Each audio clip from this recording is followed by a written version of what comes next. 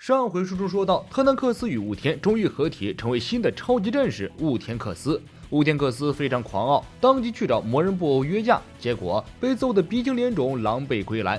另一边，悟空与悟饭作死，劈断了界王神之剑。被封印在界中的老界王神登场，悟空以布马的色相作为交换条件，请求老界王神帮助悟饭提升力量。另一边，地球最强男人撒旦终于蠢蠢欲动。撒旦一出，谁与争锋？魔人布欧该颤抖了。魔人布欧肆意杀戮，很快让整个地球陷入绝望之中。但是侥幸活下来的人并没有完全丧失信心，因为他们知道地球还有一位守护者，一个全人类的王牌，那就是打倒沙鲁的世界第一不是宇宙第一的战士爱德华凯撒旦。撒旦在全人类的期盼中，终于从闭关当中苏醒了，带着他自称可以一击必杀的绝技以及满级的装备，乘上飞行器，在粉丝们的欢呼声中远赴战场，制裁魔人布欧。撒旦来到魔人布欧的小别墅，豪言壮语：今天必须要魔人布欧吃瘪，谁也拦不住我。护送的军官不知是有意的还是故意的，见撒旦如此雄赳赳气昂昂，今天不让魔人布欧当场跪下，都对不起撒旦这一身英雄气概。于是憋足了一口气，大喊让魔人布欧洗好脖子出来送死。撒旦吓了一跳，赶忙将军官摁住。我们的作战计划是迂回作战，秘密突袭，不是正面硬刚。你这么大声会打草惊蛇的，粗鄙之人，不懂战略。撒旦将护送的军官赶走，见魔人布欧并没有出来，松了一口气。他操起一棵树枝，悄悄潜伏在别墅周围，丢颗石子试探一番，自己吓得瑟瑟发抖。讲真，看到这里，我还是很佩服撒旦的勇气的。一般人演到这里就算是极限了，四下无人早就溜之大吉。但是撒旦还是勇往直前，虽然实力糟糕，但精神可嘉。撒旦战战兢兢四处看了看，发现小别墅里根本没人，魔人布欧不在家。这下撒旦彻底放飞自我，腰杆子挺起来了，说话声调也上扬了，展露身手，活动一下筋脚。然而这种故作嚣张的姿态后面有一颗站立不安的心，稍微有一点动静，撒旦就吓得跪地求饶。仔细一看，竟然是一只蜥蜴，气得撒旦一边很惨一边大骂：你以为我撒旦先生会怕那个魔人吗？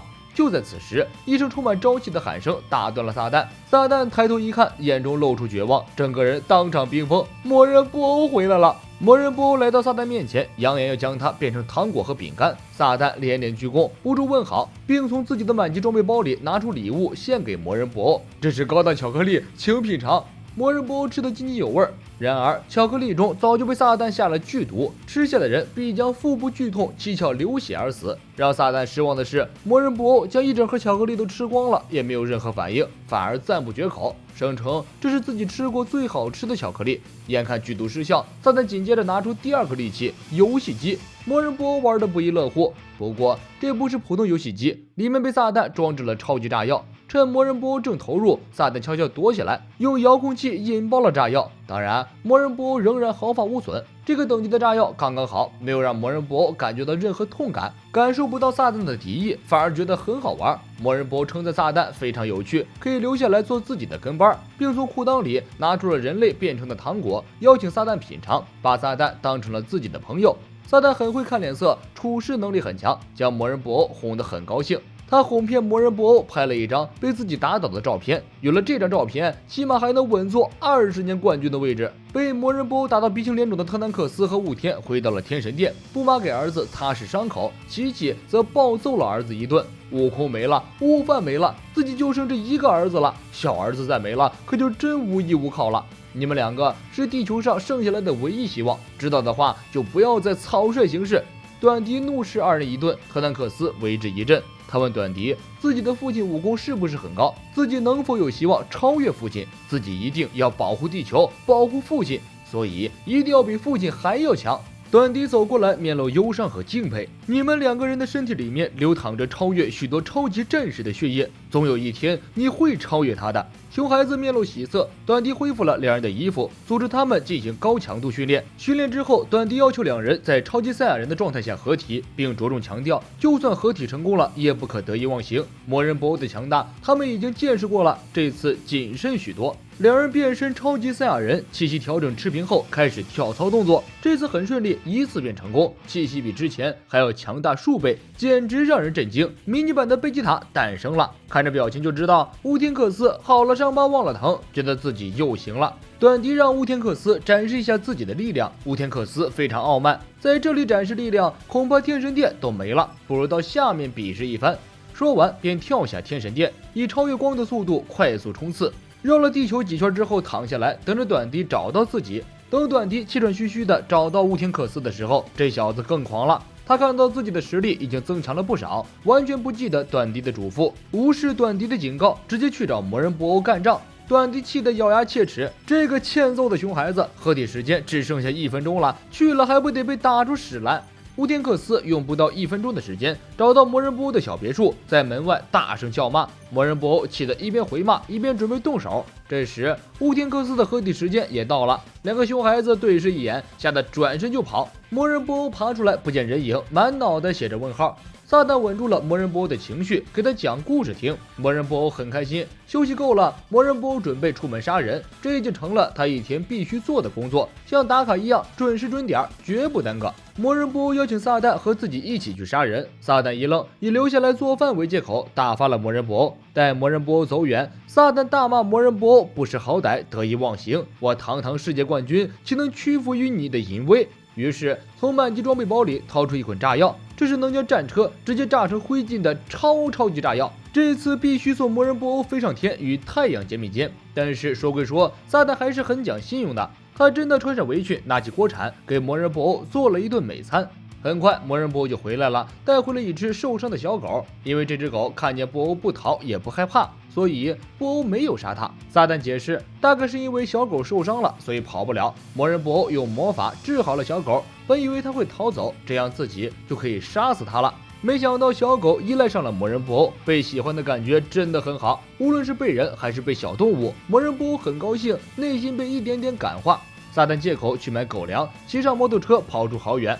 他本想借此机会直接引爆炸药，炸飞魔人布欧的小别墅，但是他从望远镜中看到魔人布欧和小狗玩得正开心，突然被莫名打动。他收起遥控器，默默骑上摩托车离开，买好狗粮带回魔人布欧的别墅。小狗吃得很开心，趁着魔人布欧心情尚好，撒旦鼓足勇气问出了一个问题：你为什么要到处杀人搞破坏？魔人布欧的回答出乎撒旦意料，他说因为觉得有趣。在魔人布欧眼里，他杀的不是生命，而是蚂蚁，这不是杀戮，是游戏。比菲迪和巴菲迪经常这样灌输给魔人布欧，所以他便以此为自己的目标。撒旦尝试告诉魔人布欧，杀人和搞破坏都是不对的。魔人布欧走进撒旦，撒旦以为魔人布欧要发飙，吓得瑟瑟发抖。魔人布欧反问撒旦：“你认为这样做不好？”撒旦虽然怕得要死，但还是很勇敢地告诉魔人布欧：“没错，确实不好。”魔人布欧爽快地答应撒旦，从此以后不再杀人，也不再搞破坏。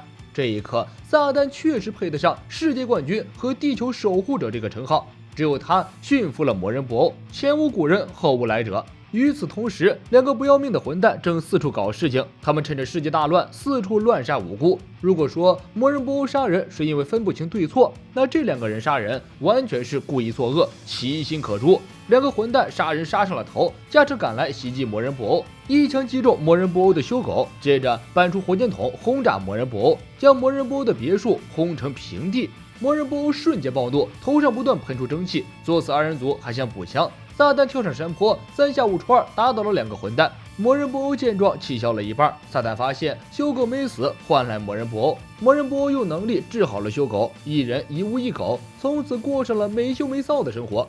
魔人布欧把撒旦当成好基友，建造新房子的时候特意给撒旦留了房间，吃饭洗澡都要一起。撒旦越来越感受到魔人布欧单纯的内心，再翻出来那张哄骗魔人布欧拍下的照片，撒旦心生罪恶之感，将这张能让自己名声更响、财富更多的照片撕了个粉碎。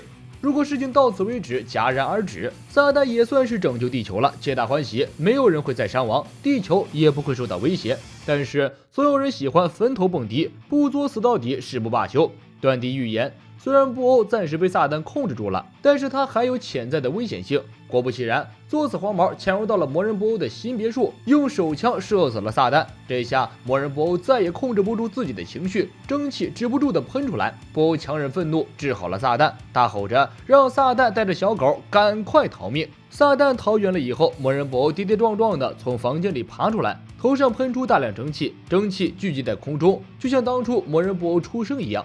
蒸汽在空中变成云朵一样的物质聚拢成型，完全邪恶的兽布偶诞生了。胖布偶曾答应撒旦不再杀人，兽布偶可不管这些，第一件事就是先轰炸作死的黄毛，以泄心中的愤怒。剑王神界，老剑王神真的绕着悟饭跳了5个小时，跳完之后整个人的喘气都跟不上了。谁知这才仅仅是仪式结束，要提升悟饭力量还需要20个小时。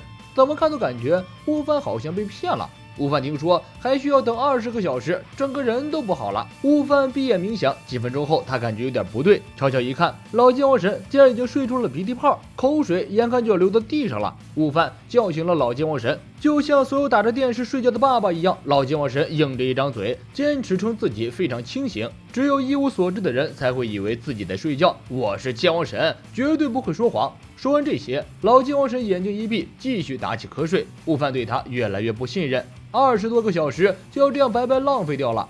悟空对老剑王神丝毫不相信，不过剑王神却认为此事靠谱，虽然心里也没底，但值得尝试一下。本期内容就是这些，地球的未来将会何去何从？兽布偶到底是什么来头？我们下一期继续来聊。